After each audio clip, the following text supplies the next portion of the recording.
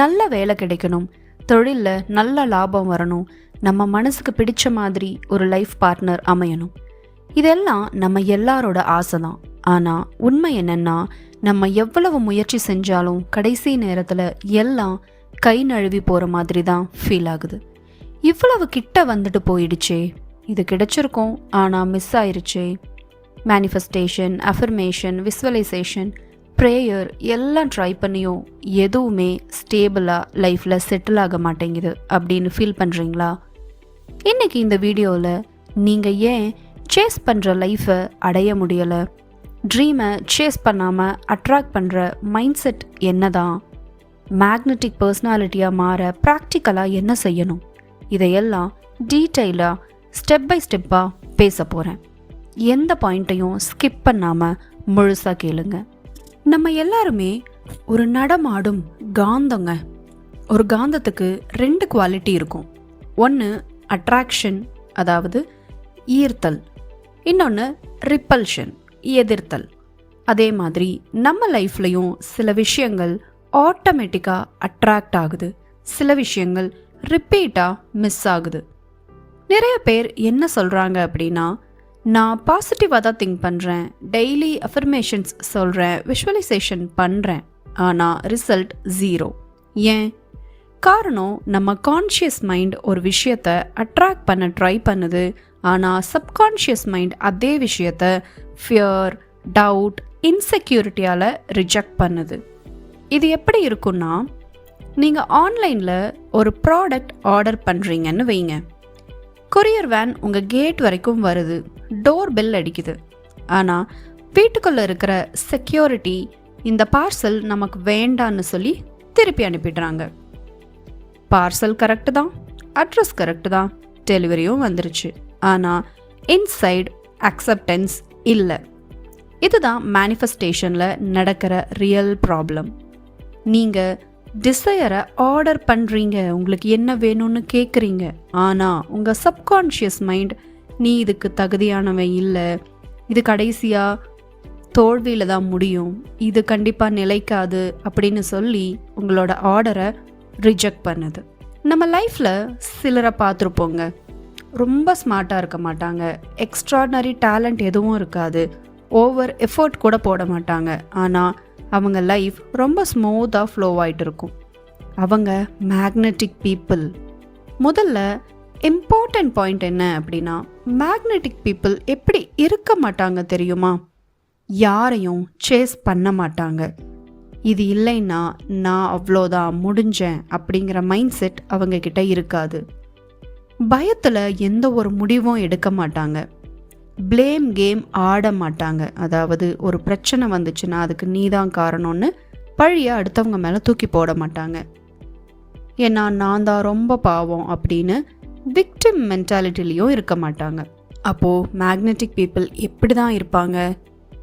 என் life ஏன் கண்ட்ரோலில் இருக்குது, இந்த ப்ரெசன்ட் சுச்சுவேஷன் பர்ஃபெக்டாக இல்லைனாலும் அதை அக்செப்ட் பண்ணிக்கிறேன்னு சொல்லுவாங்க.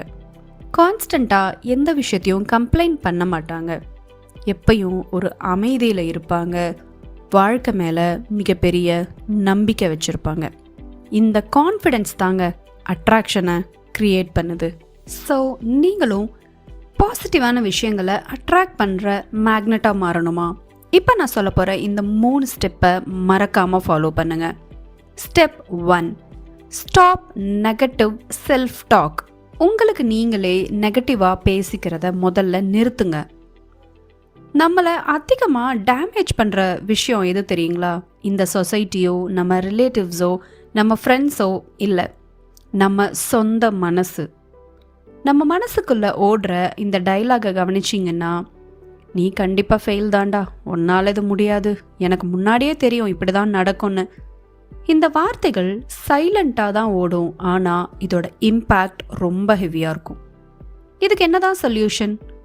நெகட்டிவ் தாட்ஸ் வந்த உடனே ஸ்டாப் அப்படின்னு லவுடாக சொல்லுங்கள். ஓகே, அதாவது மனசுக்குள்ளேயே சத்தமாக ஸ்டாப் அப்படின்னு சொல்லுங்கள். அடுத்த செகண்டில் ஒரு எம்பவரிங் சென்டென்ஸை ரீப்ளேஸ் பண்ணுங்கள். நீங்கள் எப்போல்லாம் நெகட்டிவாக யோசிக்கிறீங்களோ அந்த நிமிஷமே உங்கள் மனசுக்குள்ளே ஸ்டாப்னு சொல்லிவிட்டு அதுக்கு அடுத்த செகண்ட் உங்களுக்கு எந்த சென்டென்ஸ் சொன்னால் ரொம்ப எம்பவரிங்காக ஃபீல் ஆகுதோ அதை உங்களுக்குள்ளே சொல்லுங்கள். எக்ஸாம்பிளுக்கு, இன்றைக்கி நான் மிஸ்டேக் பண்ணிட்டேன், ஆனால் ஏதோ ஒன்று கற்றுக்கிட்டேன், நாளைக்கு இன்னும் ஸ்மார்ட்டாக இந்த விஷயத்த ஹேண்டில் பண்ணுவேன் அப்படின்னு சொல்லுங்கள். இதோ ஒரு நாள் ப்ராக்டிஸ் இல்லை, ஜிம்முக்கு போகிற மாதிரி இது ஒரு டெய்லி ட்ரைனிங். இதை ஒரே டைம் பண்ணிவிட்டு எனக்கு எதுவுமே நல்லது நடக்கலைன்னு கம்ப்ளைண்ட் பண்ணக்கூடாது. இது ஒவ்வொரு முறையும் நீங்கள் கண்டிப்பாக அப்ளை பண்ணி பார்க்கணும். Step 2, handle negative emotions. இது ரொம்ப ரொம்ப முக்கியம். நம்மளோட பயம், ஸ்ட்ரெஸ், ஆன்சைட்டி இதெல்லாம் நம்மளோட எதிரி இல்லைங்க. அது எல்லாமே நம்மளோட ப்ரொடெக்ஷன் சிக்னல்ஸ். நம்மளை ஒரு விஷயம் சப்ரஸ் பண்ணுனா அது ப்ராப்ளம். அதுவே நம்ம அதை புரிஞ்சுக்கிட்டா அதுதான் நம்மளோட பவர். எப்படி நம்மளோட எமோஷன்ஸை ஹேண்டில் பண்ணணும் அப்படின்னு பார்த்தீங்கன்னா, அதுக்கு ஒரு சின்ன எக்ஸசைஸ் இருக்குது, வாங்க பண்ணலாம். உங்களோட கண்களை மூடிக்கோங்க. உங்கள் பயத்தை ஒரு புகை, ஒரு ஸ்மோக் மாதிரி இமேஜின் பண்ணுங்க. அந்த ஸ்மோக் உங்கள் உடம்பை விட்டு வெளியில் போகிற மாதிரி விஷுவலைஸ் பண்ணுங்க. ரிப்பீட்டடாக ப்ராக்டிஸ் பண்ணும்போது உங்கள் பாடி சேஃபாக ஃபீல் பண்ணும், உங்களோட மனசு காம் ஆகும். அப்போது அமைதியான மனசு ரொம்ப சக்தி வாய்ந்த காந்தமாக மாறுது. ஸ்டெப் 3, ஓவர் திங்கிங்கை எப்படி ஹேண்டில் பண்ணுறது? அதுக்கு ஒரு ட்ரிக்கு பார்க்கலாம். உங்கள் மைண்டு ரொம்ப மோசமான ஒரு சுச்சுவேஷனை இமேஜின் பண்ணுதுன்னு வச்சுக்கோங்க. அதை நீங்கள் பாதியிலேயே தடுத்து நிறுத்தி உங்கள் மனசை இழுக்க ட்ரை பண்ணாதீங்க. அதை எப்படி கரெக்டாக ஹேண்டில் பண்ணணும் அப்படின்னா, உங்கள் மனசு எங்கே போகுதோ உங்கள் மனசை அப்படியே விடுங்க.